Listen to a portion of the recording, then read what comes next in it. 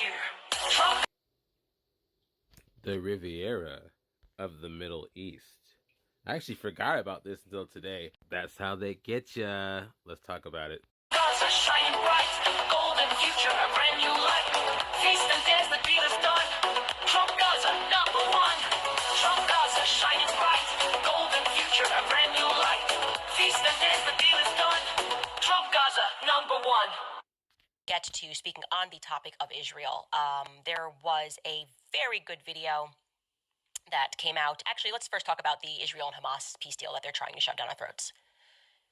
Now, if you're reading the headlines, a peace agreement is what we're calling it, has been reached between Israel and Hamas. Oh my gosh, because they've decided that there's going to be phases and Israel is going to partially withdraw its troops from Gaza and Hamas is going to release the remaining hostages.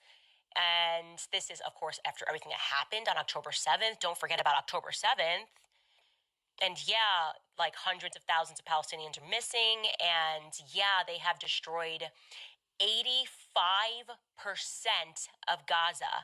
And they're going to try to tell us that we've reached peace. At the center of it was Steve Witkoff and Jared Kushner. They arrived on Wednesday morning to represent the U.S. negotiators from Israel. And Hamas and the mediators from Qatar and Egypt and Turkey also participated. And we're supposed to go, wow, that's amazing. Trump put a statement out on Truth Social. He wrote, I'm very proud to announce that Israel and Hamas have both signed off on the first phase of our peace plan. This means that all the hostages will be released very soon, and Israel will withdraw their troops to an agreed-upon line as the first steps towards a strong, durable, and everlasting peace that all parties will be treated fairly. I can't even finish it because it makes me sick that they think we're this dumb. Oh man, what a fool I've been, everybody. What a fool. I'm working today, right? I'm seeing little bits of news here and there. One of the bits of news I hear, Donald Trump using, $300 million of the tariff money to fund WIC. That's another topic for another video. Yes, there's some shadiness behind that too, of course. And then I hear about this. I hear about the ceasefire. I know it officially started on the 10th, but I know a whole crap ton of hostages are being released and will be released. There has been no violence, I think, since the official signing of the ceasefire. There was some right before, of course.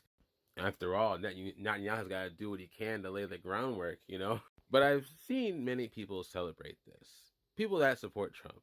See, he's brokering peace amongst the countries. Of course, this is a very important lesson, I think, for everybody. Don't take things at face value. That's number one. And that's what a lot of what we're seeing in recent days is. They expect us to have short memories.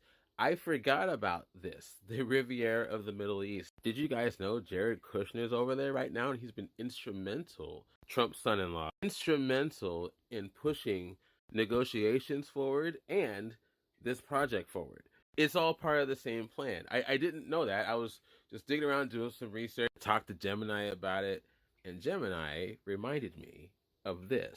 This is apparently already part of a multi-phase plan to turn Gaza into the Riviera of the Middle East.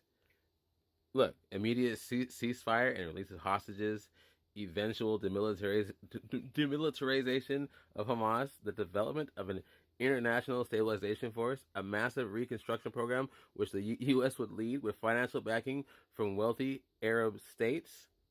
And then you see this, the damage that's been done to Gaza, to Palestine. 90% of homes have been damaged or destroyed. They're laying the groundwork out here, everybody. Look at the casualties.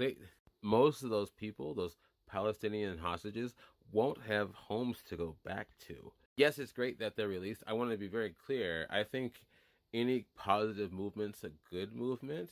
And if I was any one of those people, I would be elated and super happy, and I would shake his hand. But I would also know that one good thing does not erase the bad. And it shouldn't. It is the thing. See, one thing I find interesting about the ceasefire, too, is the U.S. has vetoed ceasefire efforts before, right?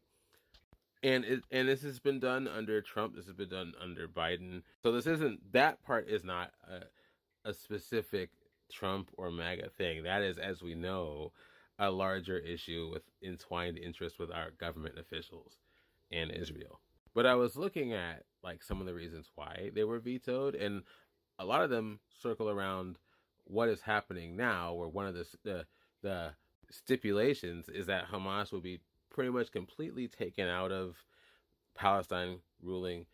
They would be completely demilitarized, no weapons or anything. And on its face, that sounds fine, I think, if you aren't paying attention. But then you realize, oh, wait a minute, where are the casualties actually lying? It's not in Israel, it's in Palestine. Why is this ceasefire so one-sided? I don't even know if they get their territory back.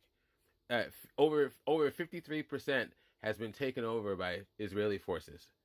What's going to happen with that? Are they just going to back out completely? That'd be interesting if they did. The damage has been so significant. I just can't wrap my head around why Israel Netanyahu gets away with so much of this when there's so much accountability on theirs and his hands. On top of that, he and Trump get to make this nice deal together where they just get to rebuild Gaza. They've changed their tone apparently a little bit. They're not so focused on displacing everybody from Palestine. Displacing.